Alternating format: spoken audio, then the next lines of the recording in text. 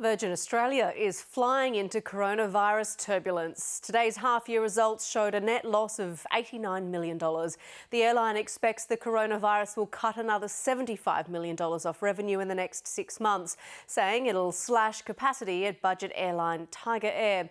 The Tiger fleet will be reduced from 15 aircraft to 8 and will pull out of 5 unprofitable routes. I spoke with CEO Paul Scurrah. Paul Scurrah, welcome to the business. Thank you, Rachel. Paul, an $88.5 million statutory loss in profit. Obviously not the figure that you're looking for. How do you work through that?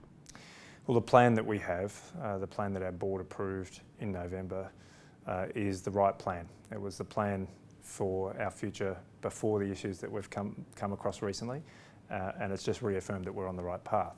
In that result, we saw record revenue for us. We saw an improvement in our revenue quality. We saw our best customer satisfaction result for 4 years. And we saw us maintain our position as the most reliable major airline in this country.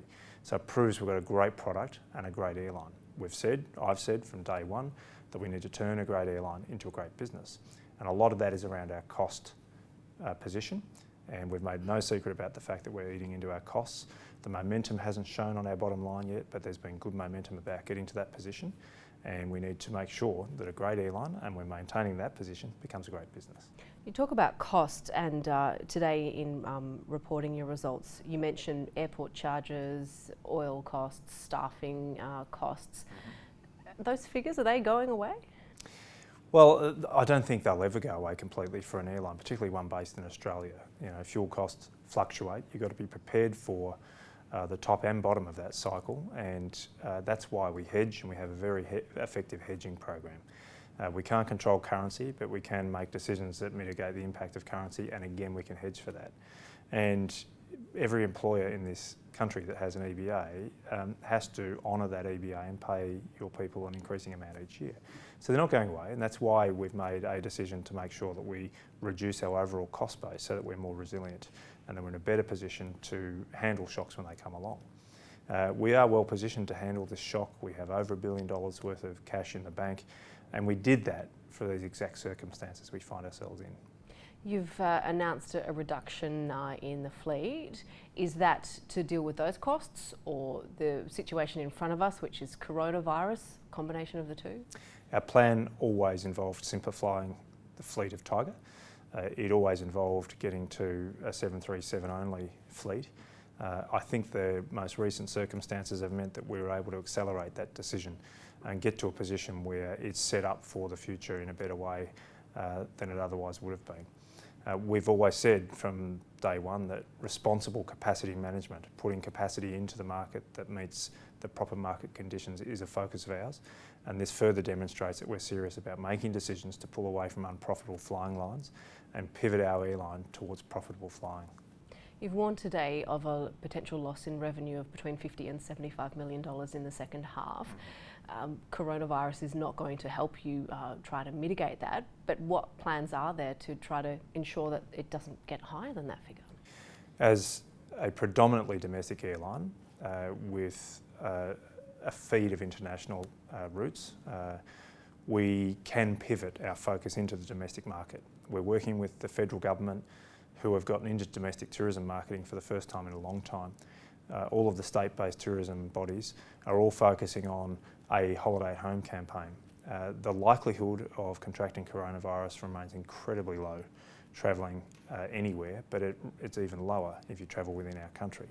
So we're encouraging people who may have some concerns to redirect their travel patterns into the domestic market.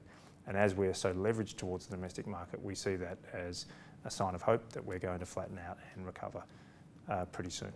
You pulled out of the Hong Kong route earlier in the year. Are there any routes that are at risk in this current situation? Well, I think Hong Kong was always going to struggle. No one had a crystal ball when the decision was made to go there, but pretty much straight after, there's been a lot of uncertainty about Hong Kong as a destination. Civil unrest has been going for a long time, which drives uncertainty. So coronavirus was just another straw on the camel's back, so to speak. And it wasn't an easy decision to pull out, but that route over time has lost $130 million for us. So if we're going to be true to our focus on flying profitably, then that decision had to be made. So we won't single out any routes, we won't single out any profile of the route. We will continue to look at all of the routes in our network, domestic, short haul or long haul, and if they've got a path to profitability, we'll sustain that route. If we don't think there's hope of making money on that route in the future, then we'll pull out. But it's not as easy as just making a decision to pull out. Sometimes we have to maintain the aircraft and the ownership costs that come with it, so we have to have an alternative use for that aircraft. But as you see with the A320 exit out of our Tiger fleet, we are running off the leases of those over the next 18 months. By bringing that forward, it is a net positive for our business overall, but it allows us to become simpler and hence make us more profitable on the lines that we are flying. You've reduced our flight capacity, signalling 750 staff will go by the end of the year. You must be concerned about coronavirus and how long we could see this play out. The industry is concerned about coronavirus. It's an industry-wide problem.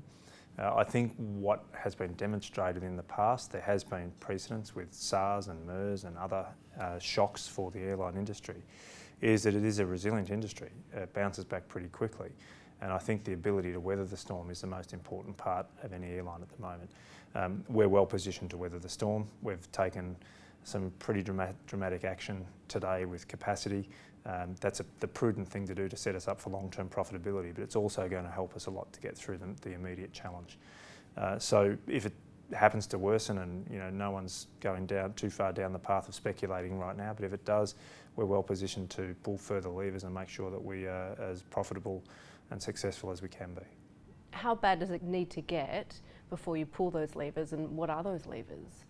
Well, I think we're already seeing some of the levers that we can pull, and that is working with the federal government and the state governments to play on the strength and the attractiveness of domestic holidaying at the moment.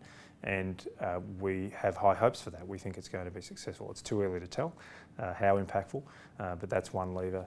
There's further redirection of capacity. We could make bigger decisions on capacity changes in the future. We can do what a lot of other airlines have done and work with our staff to look at our leave reserves. We can even ask staff to take leave without pay. We are not at that point right now. We don't intend to get to that point, but they're just some of the levers we may be able to pull in the future. You have a proposal to launch a new route between Brisbane and Tokyo next month.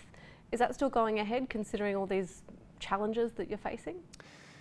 Yeah, absolutely it is. We fly for the first time ever between Brisbane and Haneda Airport in Tokyo on the 29th of March.